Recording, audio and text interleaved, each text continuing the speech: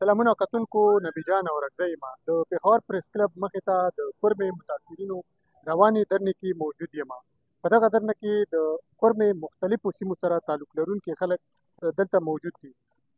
نن به موږ دوی نه تپوس کوو چې دوی تر دې دمه حکومت لخوا یا انتظامیې لخوا دوی سره څه رابطې شوي دي او که نه دي شوي. موږ سره اوسئ، راځئ. نن صاحب ډېره زیاته مننه. که دا راته ووایئ چې نن د تاسو درنې څوومه ورځ ده او تر دې دمه څه تفصیلات دي، اپډیټ دي، که دا راسره شیر کړئ.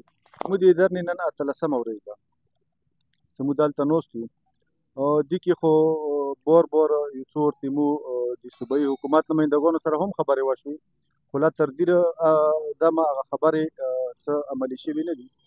او سره د کوهاټ کمشنر سره هم موږ مذاکرات شوي دي او روان دي. پرون بیا هغې یو نشست شوی ده، خو د بدقسمتۍ نه موږ به دا ووایو چې موږ کوم مشران دي چې هغه د هغې جرګې حصه ده، هغه څه په جیلونو کې دي او څه په اف آی آرو کې نامزد دي.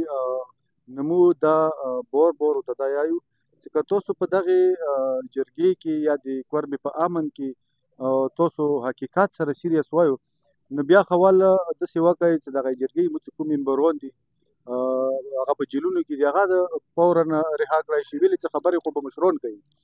او بله خبره دا ده چې جرګه هم کېږي، ورسره په کونډلي، درنۍ او شګۍ ځوکي کې موږ اپریشن هم روان ده. خو د اپریشن هم لکه په نورو سیمو کې هم شوي دي، د هغه هم خپل یو څه طریقه کار وي. نو اپریشن په داسې یو طریقه کار باندې روان ده چې هغه موږ ډېر سختو ټکو کې غندنه کوو. ویلې چې اپریشن سره چې کوم ځای باندې سرچ اپریشن کېږي ورسره هغه کورونه سیزایي ورونه ویر کوي. نو موږ دا هم ریاست ته دا درخواست کوو چې اول خو دا روژه ده، د اپریشن د بند کړی شي، او بل چې د کوم ظالمانه طریقې سره کېږي نو دا طریقه یې نه ده. نو موږ دا هم یو درخواست کوو چې دا اپریشن د بند کړی شي. ډېره زیاته مننه. تاسو وکتل چې کوم د بهالي ویلفیر ارګنایزیشن چیرمن دی، هغوی حکومت نه او اعلی حکام نه دا مطالبه کړې ده چې د رمضان المبارک چې کوم اپریشن روان دی دا د په سمدستي توګه بند کړلی شي. موږ سره د بهالي ویلفیر ارګنایزیشن صدر موجود دی، دوی نه به تپوس کوو چې دوی څه وایي. صدر صاحب که دا مو راته ووایي چې په موجوده وخت کې هلته څه روان دي؟ ډېره مهرباني. لکه څنګه چیرمن صاحب تاسو ته خبره وکړله چې ګراوند سچویشن اوس داسې دي چې هغې کې کوم اپریشن ظالمانه طریقې سره اپریشن شروع ده. اوس کوم خلکو کورونه لکه په کونډلۍ، ځوکای، درنۍ، شګۍ چې کوم اپریشن شوی دی، هغو کوم کورونو کې خلک و غیب زبردستۍ کورونه وبسلي دي.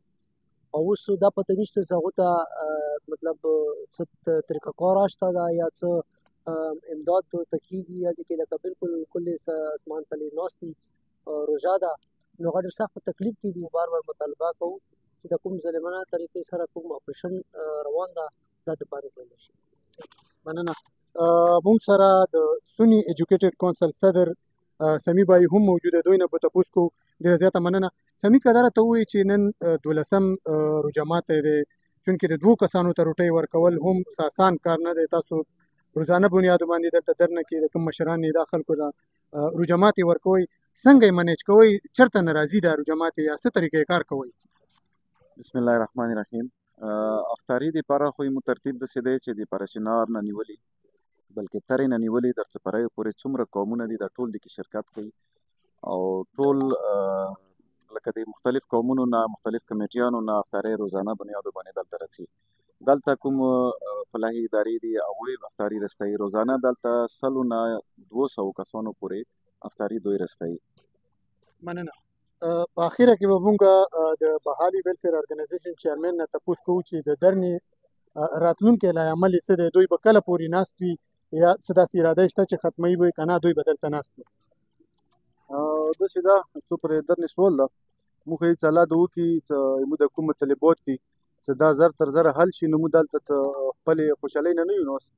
نو موږ که دا مطالبات مو اوس حل شي نو د درنې لون مو اوس هکه وختموي. تاسو د درنه منتظمین مشرانو خبرې اترې واورېدلې. دوی وایي چې په کورمه کې چې کوم روان یکطرفه اپریشن دی دا د فوري طور پر بند کړلی شي او زموږ مطالبات یې ومنلی شي. که چېرې زموږ مطالبات یې ونه منل نو زموږ درنه به تر هغې پورې روانه وي چې تر څو پورې زموږ مطالبات منلي شوي نه وي.